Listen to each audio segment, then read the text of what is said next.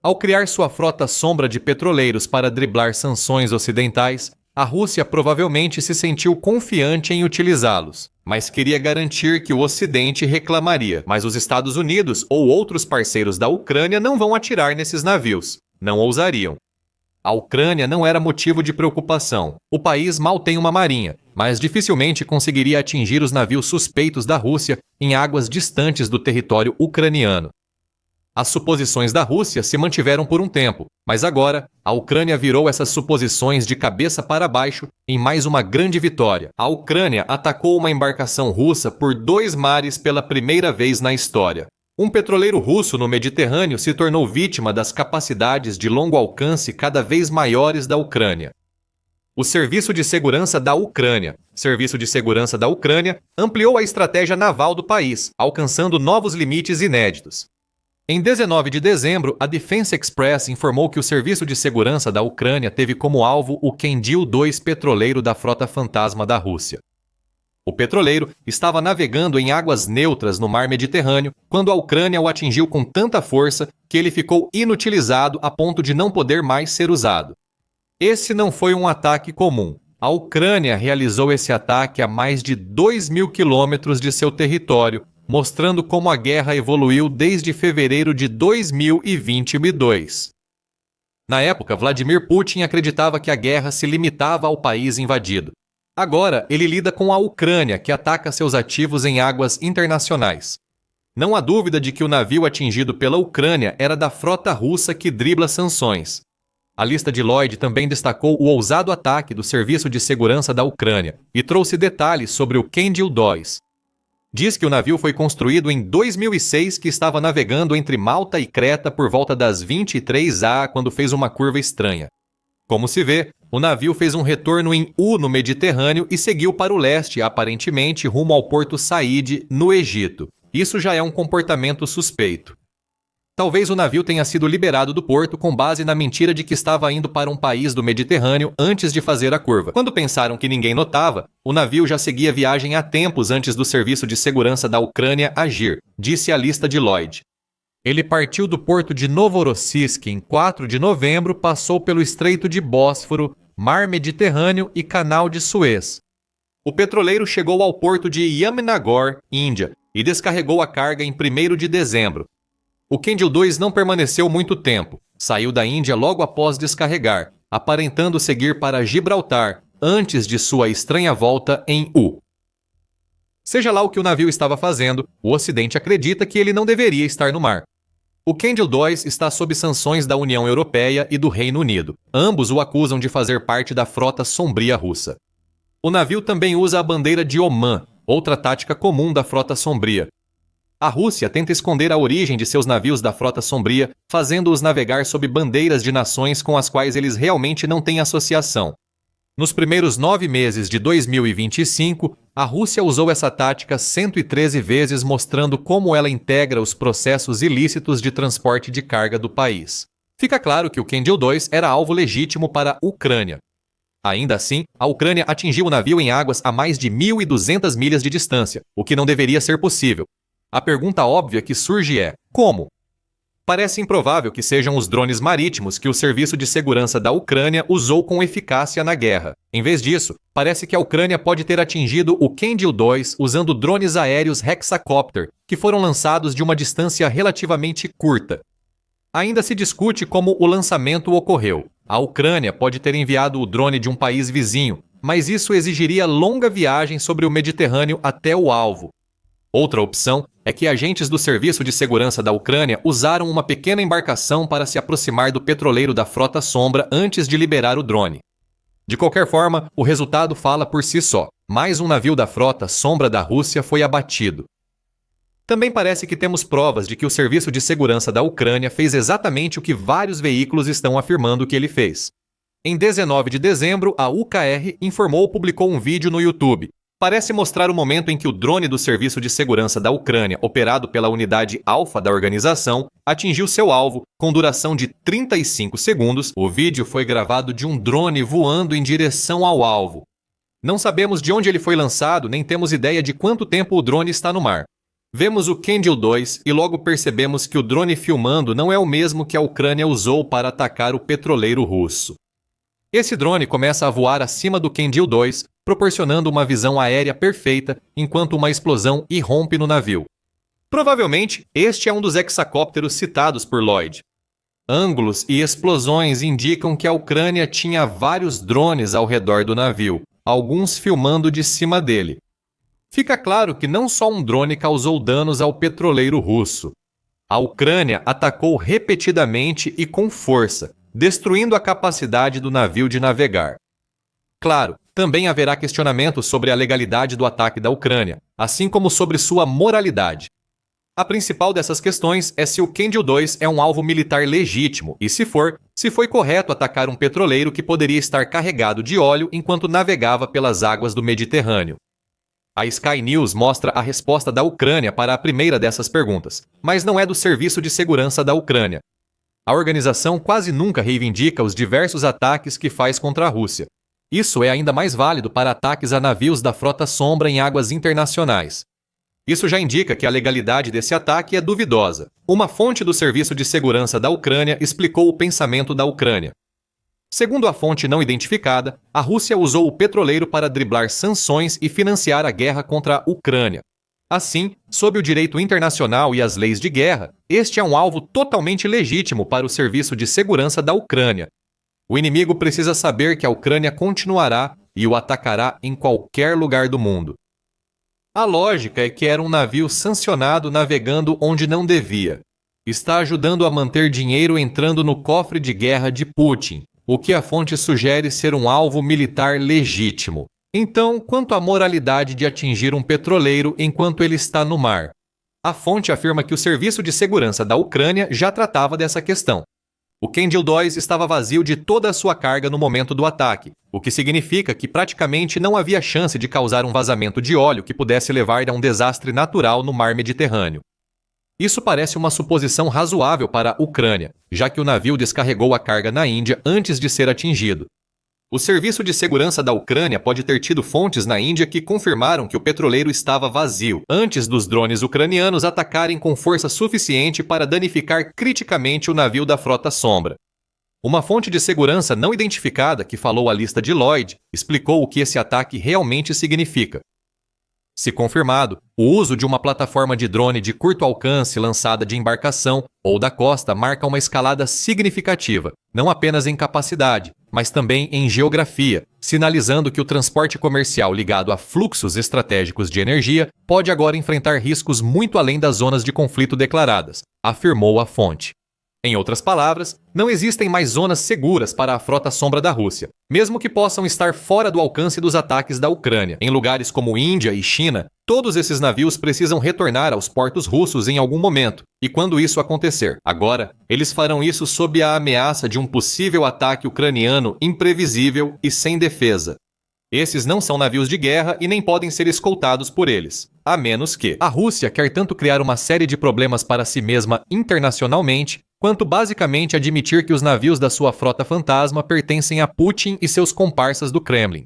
A Ucrânia colocou a Rússia em uma situação difícil aqui, e vai ser interessante ver até onde ela está disposta a ir. Essa estratégia de atacar navios-tanque da Frota Fantasma é relativamente nova. Foi o primeiro ataque do Serviço de Segurança da Ucrânia, mas a Ucrânia já havia atingido navios dessa frota antes. Mas vamos falar sobre isso mais adiante no vídeo. Primeiro, você poderia pensar que um ataque tão dramático contra um navio-tanque russo teria sido tudo o que a Ucrânia fez fora de suas próprias águas nos últimos dias.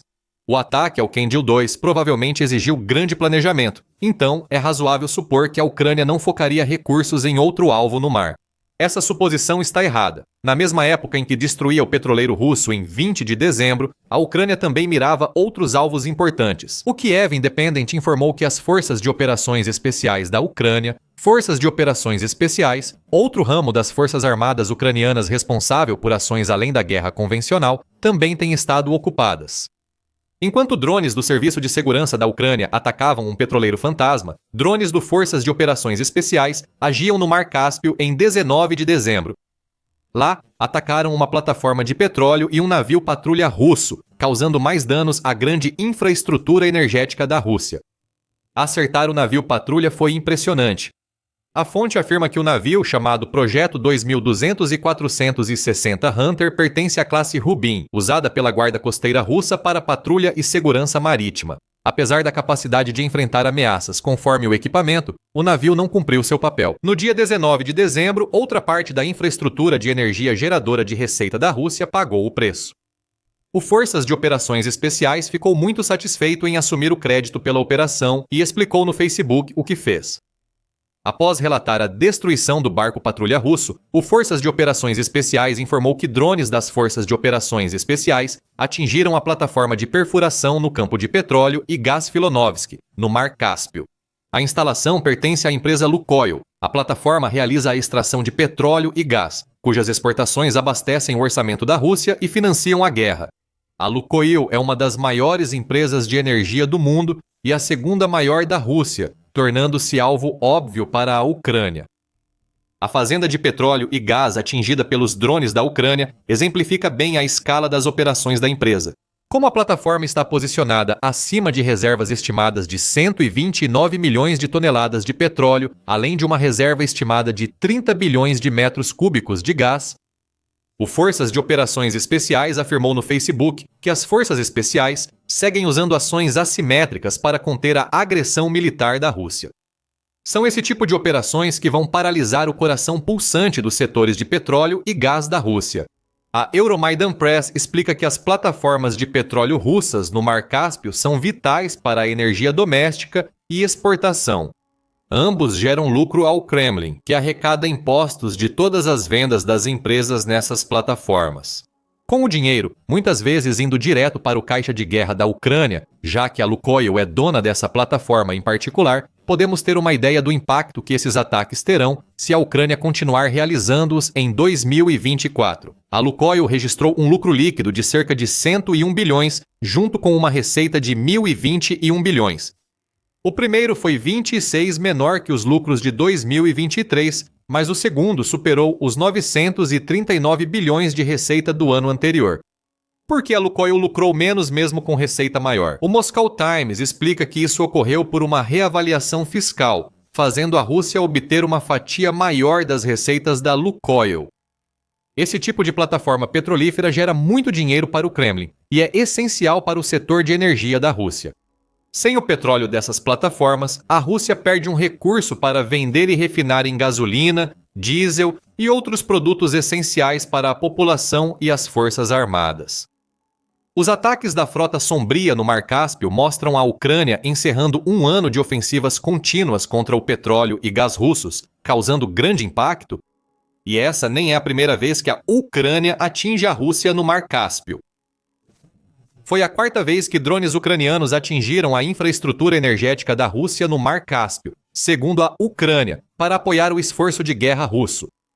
Publicamos um vídeo sobre o primeiro desses ataques. Ataques no Mar Cáspio ocorreram quando a Ucrânia sobrecarregou defesas aéreas russas com 300 drones em uma noite. Entenda como o ataque original pode ter inspirado todos os ataques posteriores no Mar Cáspio. Em nosso vídeo, por mais impressionante que tenha sido esse último ataque no Mar Cáspio, o ataque ao Kendil-2 merece as manchetes porque foi audacioso e o primeiro desse tipo na guerra da Ucrânia. No entanto, mencionamos anteriormente no vídeo que o ataque foi inédito por causa do local onde ocorreu, e não pelo alvo atingido. Essa foi sua primeira dica. A Ucrânia está envolvida há meses em uma campanha contra os navios da Frota Sombra da Rússia, que não mostra sinais de desaceleração. A Ucrânia amplia a campanha para cortar mais uma fonte de financiamento da Rússia. Para entender a importância desse ataque, é preciso conhecer a Frota Sombra. Já discutimos como esses navios integram a grande frota que Putin montou para ajudar a Rússia a contornar sanções. A Forbes explica por que a Ucrânia vê esses navios como alvos militares. No relatório sobre o ataque da Ucrânia ao Kendil-2, David Kirichenko diz que a Frota Sombra transporta 3,7 milhões de barris de petróleo por dia, cerca de 65% das exportações marítimas russas. Em outras palavras, a Frota Sombra é absolutamente vital para manter o fluxo de dinheiro do petróleo entrando na Rússia. E faz isso entre 87 e 100 bilhões por ano, segundo o Centro de Estudos Estratégicos e Internacionais. Isso é muito dinheiro para o Kremlin taxar. Isso também representa uma enorme oportunidade para a Ucrânia, se ela conseguir eliminar o maior número possível de navios da frota sombria. Com o ataque no Mediterrâneo, a Ucrânia mostrou que está disposta a agir globalmente em seus ataques contra a Rússia, de uma forma que nunca fez antes. Em 2025 e na segunda metade do ano, a Ucrânia intensificou ataques às refinarias de petróleo da Rússia. Essa é uma estratégia eficaz, especialmente porque atinge instalações responsáveis por produzir o combustível que a Rússia usa e vende.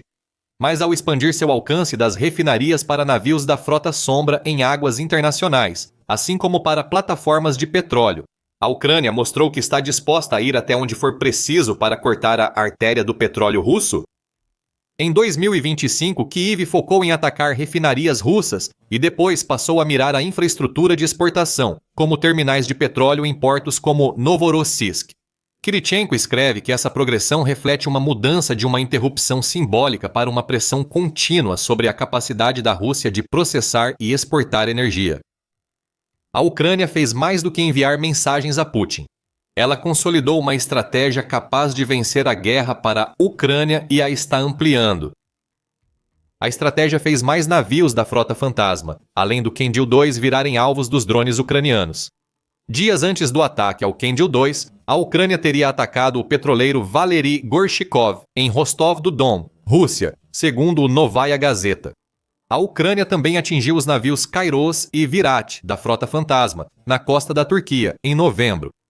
Esses ataques não são isolados pela Ucrânia. O país mantém a escala dos ataques às refinarias e atinge qualquer navio da Frota Fantasma detectado por seus drones. Não basta remover esses navios. Segundo o Guardian, em 21 de dezembro, a Frota Fantasma pode ter até 1.200 embarcações.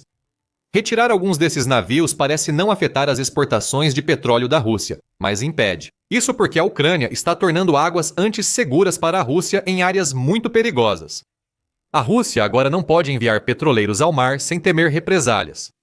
Todo navio em navegação corre riscos, ou seja, a Rússia precisa investir em segurança e expor o país que opera os navios, ou atrasar os embarques, até que seja absolutamente certo que os drones da Ucrânia não vão atacar, mas essa certeza não pode existir, então a Rússia fica presa. Putin depende da Frota Sombra, mas não quer as perdas financeiras e a humilhação causadas quando a Ucrânia ataca esses navios. A Rússia busca responder ao novo desafio da Frota Sombra. Militany afirmou em 16 de dezembro que a Marinha Sueca encontrou militares russos em petroleiros da Frota Sombra. Que a Rússia está tentando proteger esses navios e suas tripulações de qualquer dano, mas poucos soldados podem deter drones da Ucrânia, principalmente sem armas. Isso mostraria que os navios são russos, então os ataques à Frota Sombra vão continuar. Putin pouco pode fazer para impedir isso. Parece que o presidente da Rússia não consegue impedir os frequentes ataques da Ucrânia em território russo. A Ucrânia enfraquece a máquina de guerra russa, atacando refinarias e infraestrutura. O dia 17 de dezembro foi apenas um exemplo de muitos desses ataques, e você pode saber tudo sobre isso no nosso vídeo. Se gostou do vídeo, inscreva-se no The Military Show para mais conteúdo sobre a Frota Sombra da Ucrânia e sua estratégia. E obrigado por assistir.